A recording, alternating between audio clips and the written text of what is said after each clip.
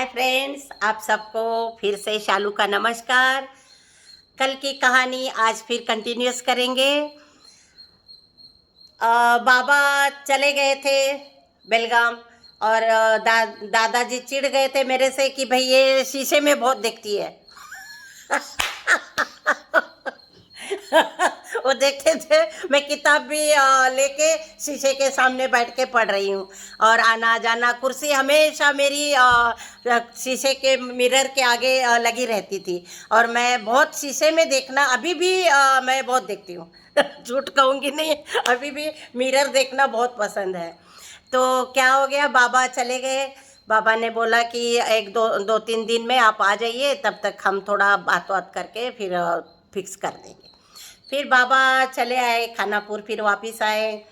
फिर क्या हो गया, 2-3 दिन का वक्त था तो शोभा दीदी मेरे पास आई और मुझे कहने लगी कि शालू तू स्मार्ट है, तेरा कॉलेज के भी 2 साल हो गए और भाई भी तेरे को पढ़ाना चाहता है, तो तू अभी मना कर दे शादी के लिए, क्योंकि तू अभी मेरे से 2-3 साल छोटी हो, तो अभी अच्छे से पढ़ाई वढ़ाई कर लेना।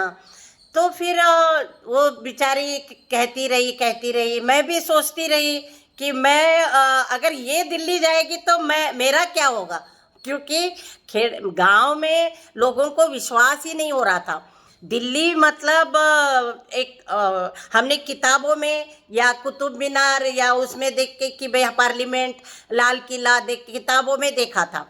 फिर एक छोटे से गांव में इतने दूर का लड़का मतलब दिल्ली से लड़का आ गया तो भाई क्या रंग रूप क्या देखना है। दिल्ली जाने का ही सपना था। फिर क्या हो गया, वो आ गए, आने वाले थे तो मेरी दीदी आई कि तू मना कर दे। मैंने कहा नहीं, मैं मना नहीं करूँगी, उन्होंने मुझे पसंद कर दिया है। फिर कहने लगी देख लो, मना करो मना करो। फिर भी मैं कहती रही कि नहीं, रहने दो, जब वो उन्होंने बोल दिया है तो कोई बात नहीं, तुम्हें और अच्छा लगा। मैंने बोला तुम्हारी भी हो जाएगी शादी, ऐसे कोई बात नहीं है। तो वो फिर बेचारी रोने लग गई, लिटरली। रोने लग गई, कहने लगी देखो तुमसे बड़ी हूँ मैं, तुम चली जाओगी तो। उसका मेरा बहुत ज़्यादा गहरा संबंध था, मतलब उसके बिना मेरा सोना खाना पीना घूमना हंसना, मतलब हर चीज़ मैं उसके साथ शेयर करती थी। लेकिन अब ऐसे हो गया कि भाई ट्रायंगल हो गया, जैसे पिक्चरों में दिखाते हैं। तो क्या करें अभी, तो वो रोने लग गई तो मैंने बोला नहीं, मैं तो दिल्ली जाऊंगी। तुम चली जाओगी तो मैं दिल्ली कैसे देखूंगी फिर। तो इतना बचपना था कि नहीं, मैं दिल्ली जाऊंगी, क्योंकि बचपन से बोली रही थी मैं दिल्ली का पति चाहिए, दिल्ली का पति चाहिए। और वाकई में दिल्ली का पति मतलब लड़का आ गया देखने के लिए। और फिर बेचारी वो रोती रह गई, रात में मेरे पास 12-1 बजे तक कहती रही, बातें करते रहे हम दोनों। लेकिन मैं अड़ गई कि नहीं नहीं, जब लड़का आ गया है तो कोई बात नहीं, पसंद भी किया है और मैं तो शादी कर लूँगी। मतलब इतनी बोल्ड हो गई उस समय कि उसके बारे में कुछ सोचा ही नहीं।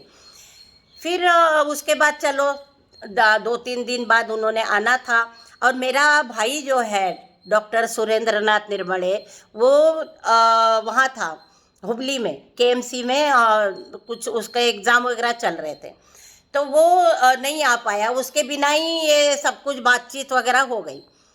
उसके बाद वो जिस दिन ये लोग सब आ गए, मेरे मतलब वहाँ से लड़का दिल्ली से, उसके बहन नागम्मा, उसकी छोटी एक दीदी और थी गौरूबाई, और बड़े भाई साहब थे ईश्वरप्पा मुरगोड, और उससे बड़े भाई साहब थे शांतवीरप्पा मुरगोड। ये सब आ गए देखने के लिए, बातचीत करने के लिए।